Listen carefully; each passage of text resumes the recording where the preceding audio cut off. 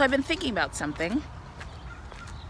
Over the past few years, I've been thinking about whether I should be expanding my focus beyond Afrofuturism.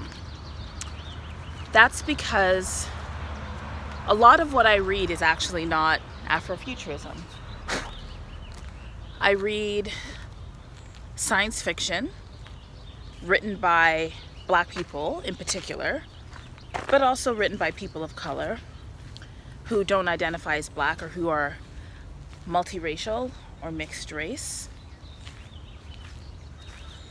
And I read science fiction and fantasy and magical realism written by people who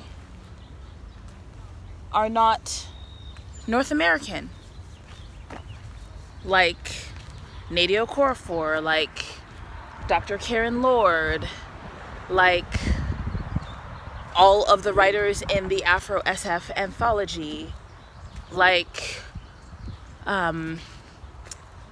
many others who I can't think of at the moment. People who some people who don't identify themselves as Afrofuturists. And I think that I've been a little bit sloppy in the ways that I have characterized what I've read. And maybe I shouldn't be so critical. I guess another way to explain it is that I've really been listening to writers talk about the mischaracterization of their work. So if you follow Nnedi Okorafor says, like, I don't write Afrofuturism. Stop calling my stuff Afrofuturism. I write African futurism. I write Afrojujuism. And I write a lot of other kinds of work, but it's not Afrofuturist. And I think that came out of a broader conversation, which in part looked at how Afrofuturists had problems with the idea that Africa should be the center of Afrofuturism. I'm not saying that this is where her characterization of her own work has come from, because I'm sure it wasn't. But that's how I came into that conversation.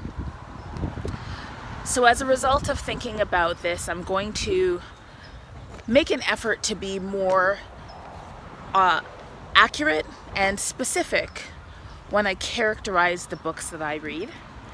And I would encourage you in the booktube community to do the same. So when you're reading something written by a Black author, take care to do a little bit of research to find out how they characterize their own work.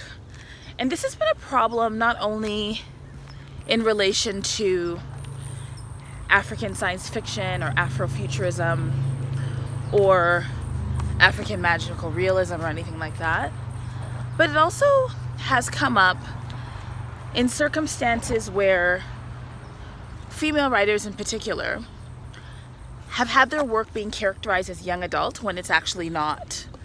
So if you follow Sylvia Moreno Garcia on Twitter, a couple of months back she made a comment that a few of her books, like for example Signal to Noise, have been characterized, I don't think she specified where, but they've been characterized as young adult fiction when they're not young adult fiction.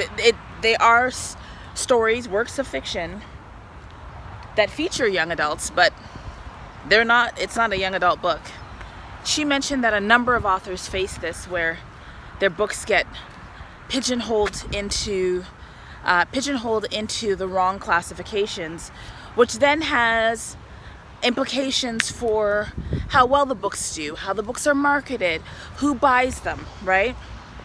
So this is it's a reminder for myself that being a content creator on booktube is wonderful, it's great, it's a privilege in a lot of ways, but it also requires that we be responsible, because a lot of us are providing services to the bookish community, and we should be accurate in the ways that we describe what we're reading and the ways that we market what we're reading.